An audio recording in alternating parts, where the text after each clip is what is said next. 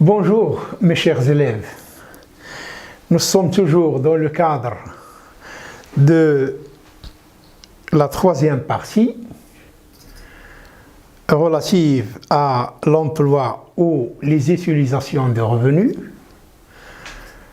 Nous avons déjà traité le chapitre 1, la consommation, le chapitre 2, l'épargne. Aujourd'hui, nous allons traiter le chapitre 3 relatif à l'investissement. Le plan du cours sera articulé sur 3 points. D'abord, la notion de l'investissement. Ensuite, les différents types d'investissement, c'est-à-dire la classification de l'investissement. Et enfin, les effets d'entraînement de l'investissement. Les objectifs de la leçon d'aujourd'hui sont les suivants. Vous devrez pouvoir définir la notion d'investissement et ensuite pouvoir classer les investissements sur la base d'un certain nombre de critères. Qu'est-ce qu'on entend par l'investissement? D'abord, il y a 2 approches. L'approche microéconomique qui concerne l'investissement d'une entité économique, d'un ménage, d'une entreprise, d'une administration publique, d'une commune, etc. Et l'approche macroéconomique qui est relative à la notion de la formation brute du capital fixe. D'abord, la définition microéconomique de l'investissement. L'investissement désigne toute acquisition, tout achat de biens matériels et immatériels destinés à un usage permanent au sein de l'entreprise, c'est-à-dire des biens dont l'utilisation dépasse un an. L'investissement ne concerne pas uniquement l'acquisition de biens durables, mais aussi la production par l'entreprise pour elle-même. C'est le cas d'une entreprise lorsqu'il produit un équipement, une construction, un matériel, des aménagements, des équipements, etc., qui sont produits par l'entreprise et qui seront utilisés par la même entreprise. On appelle ça la production de l'entreprise, de biens immobilisés par l'entreprise pour elle-même.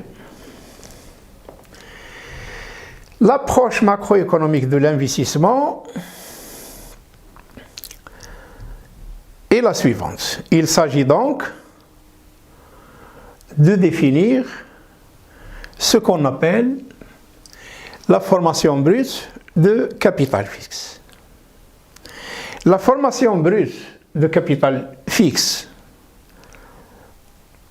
la FBCF, qui est un agrégat qui mesure l'investissement en capital fixe, les biens durables.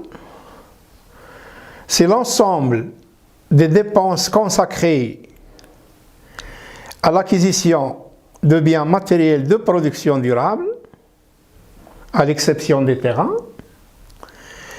des différents agents économiques résidant sur le territoire national. La FBCF comprend donc l'investissement de tous les agents économiques résidant sur le territoire marocain. Elle comprend le matériel et l'outillage,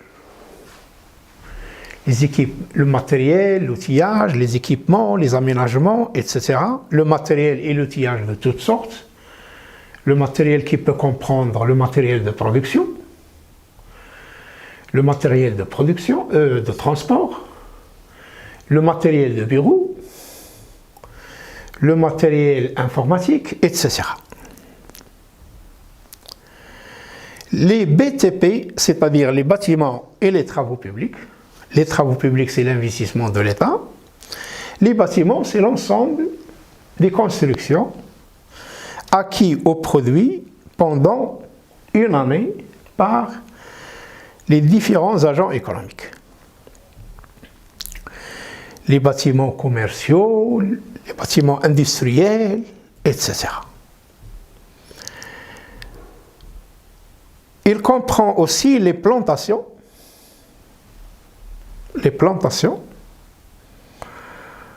les oliviers, les palmiers, etc. Et les aménagements. Et enfin le cheptel, le bétail.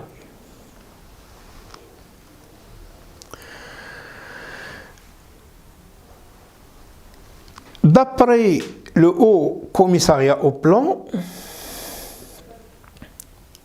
المندوبية السامية للتخطيط, la formation brute de capital fixe représente la valeur des biens durables acquis par les unités productrices résidentes afin d'être utilisés pendant au moins un an dans leur processus de production, ainsi que la valeur des services incorporés à ces biens.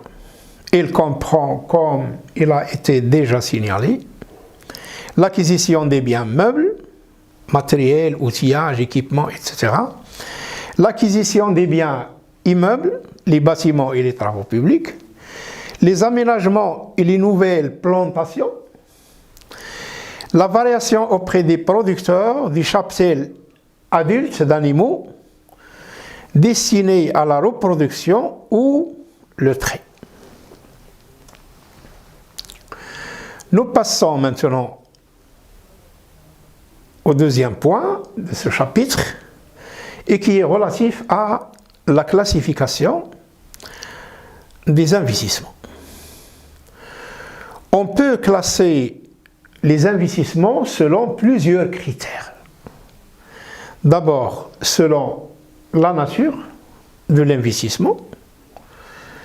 Et dans ce cas, il faut distinguer entre investissement matériel, que nous allons expliquer tout à l'heure, et les investissements immatériels. Selon l'objet ou selon l'objectif, ici, il faut distinguer entre les investissements de remplacement, de capacité et de productivité. Ensuite, la classification des investissements selon l'approche comptable, selon la comptabilité.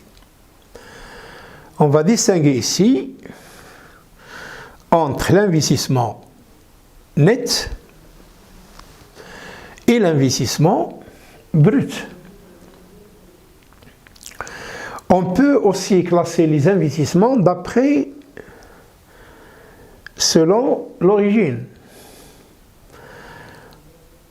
Et dans ce cas, il faut distinguer entre investissement privé et investissement public. On peut aussi classer les investissements selon l'impact direct sur la production, selon qu'il s'agit d'un investissement directement productif ou investissement indirectement productif. Et enfin, le dernier critère de classification des investissements, il s'agit de distinguer entre investissement national et investissements étrangers. Nous commençons d'abord par le premier critère, la classification des investissements selon la nature. On peut distinguer entre investissement matériel et investissement immatériel. L'investissement matériel comprend l'ensemble des dépenses engagées par l'agent économique, par les entreprises ou l'État, dans l'acquisition ou la production pour elle-même, par l'entreprise pour elle-même, de biens physiques. C'est le cas de l'acquisition ou la production des machines, du matériel, des constructions, du matériel de transport, du matériel de bureau, du matériel informatique, etc. Pour lier avec les cours de la comptabilité, tout ce que vous pouvez constater dans les immobilisations corporelles, à l'exception des terrains. Les investissements immatériels, c'est lorsque un agent économique, lorsqu'il y a acquisition de biens immatériels pour augmenter la production ou pour accompagner les investissements matériels. C'est l'ensemble des dépenses engagées par les entreprises dans la formation du personnel, l'engagement des dépenses dans la recherche, développement, recherche appliquée, l'ensemble des dépenses engagées par les entreprises dans le cadre de la politique, des politiques commerciales, de mercatique, de publicité. C'est aussi l'investissement immatériel concerne aussi l'achat, les dépenses engagées par les entreprises pour acheter des brevets, des marques et tous les droits et les valeurs similaires. En quelque sorte, les investissements immatériels sont ceux qui sont inscrits en comptabilité dans les immobilisations incorporelles à l'actif du bilan d'une entreprise. On passe maintenant au deuxième critère, celui de la classification des investissements selon l'objet ou selon l'objectif visé par l'investissement. Il s'agit de relever donc ici les investissements de remplacement, les investissements de capacité et les investissements de productivité. Les investissements de remplacement. Il s'agit de remplacer des équipements qui sont amorcis ou usés par des équipements neufs. L'entreprise, dans ce cas donc, il achète par exemple une machine pour remplacer une autre machine qui a été amortie, qui a été usée.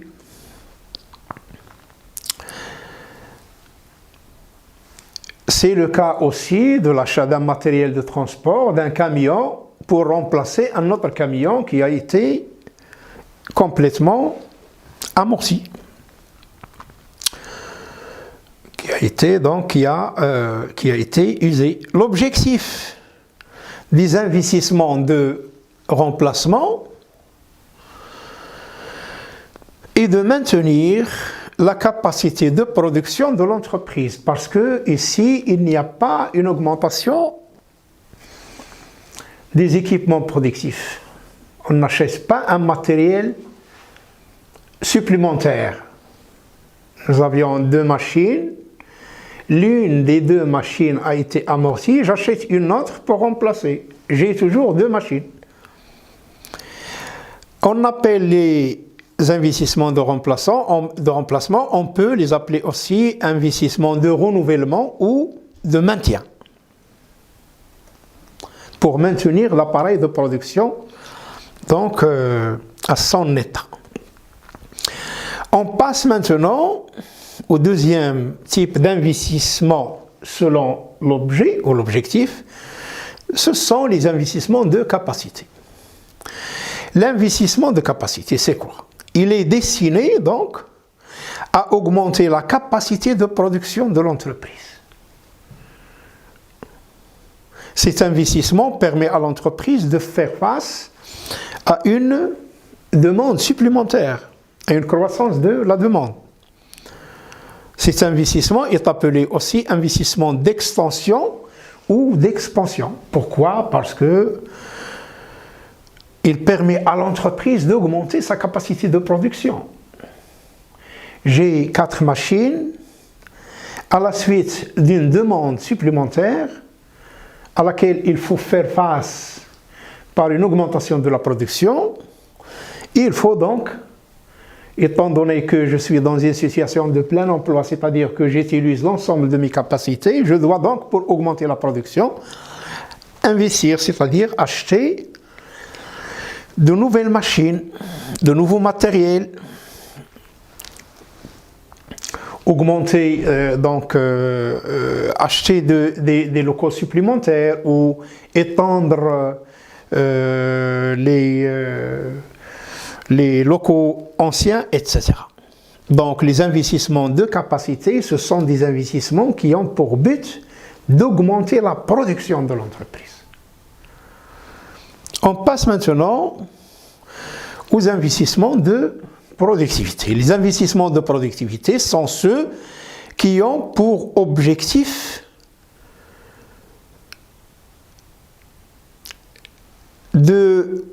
qui visent de diminuer les coûts de production de l'entreprise afin d'améliorer sa compétitivité. Contrairement aux investissements de capacité qui ont pour but d'augmenter la production, d'augmenter la productivité du travail et la productivité du capital. Il faut produire plus et mieux à l'aide de l'utilisation de moyens de production plus performants, plus productifs, plus sophistiqués, etc. Le troisième critère de classification des investissements est celui qui consiste à distinguer entre investissement net et investissement brut. L'investissement, je pars d'abord par un exemple, une entreprise qui a acheté des machines. Elle a acheté des machines. 4 machines ont été achetées pour remplacer les anciennes qui sont déjà amorties, et 6 machines parmi les 10 ont été achetées dans le but d'augmenter la production. L'investissement brut est représenté par l'acquisition des 10 machines. L'investissement net, c'est les 6 machines acquises pour augmenter la production. Donc l'investissement brut, c'est l'investissement net plus l'amortissement. Parce que les 4 machines ont été achetées pour remplacer 4 machines déjà usées, et ont été financées par l'amortissement des anciennes.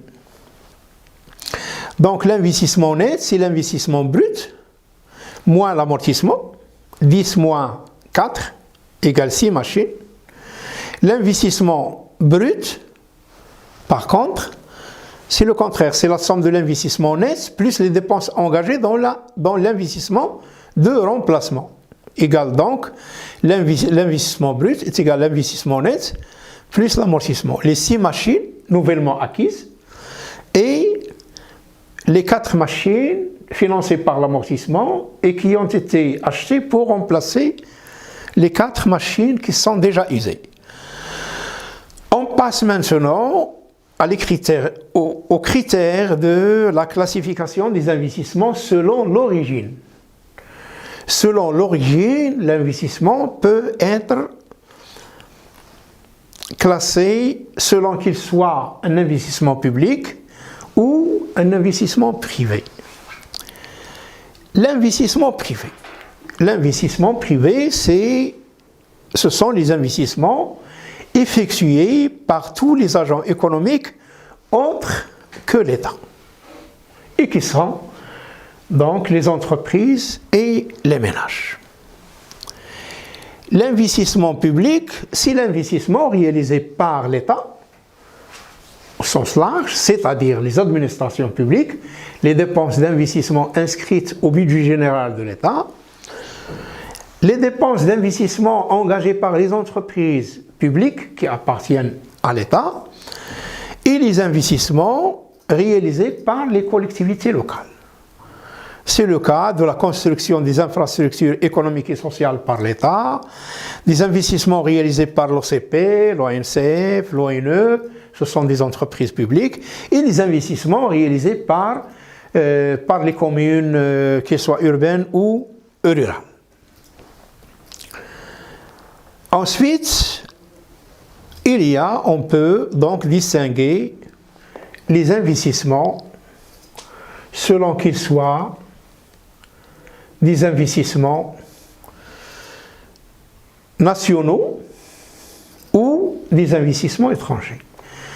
Un investissement national est celui qui est réalisé par les agents économiques résidant sur le territoire national. Les entreprises marocaines, les administrations, etc. L'investissement étranger, par contre, est un investissement, c'est l'investissement réalisé par les agents économiques étrangers. Il peut prendre deux formes, soit des prises de participation par des sociétés étrangères dans des entreprises marocaines ou l'inverse, c'est-à-dire par des sociétés marocaines dans des sociétés étrangères. Ou bien, deuxième forme d'investissement étranger, c'est le cas de la création d'entreprises, l'implantation de filiales d'entreprises multinationales au Maroc. C'est le cas de l'entreprise Renault qui s'est installée à Tanger, ou Peugeot qui s'est installée à Kénitra pour produire des automobiles, etc. Voici donc la définition de la notion de l'investissement et sa classification. La prestation suivante, la leçon suivante sera portée sur la notion des effets d'entraînement des investissements. Je vous remercie, mes chers élèves, pour votre attention et à une prochaine fois.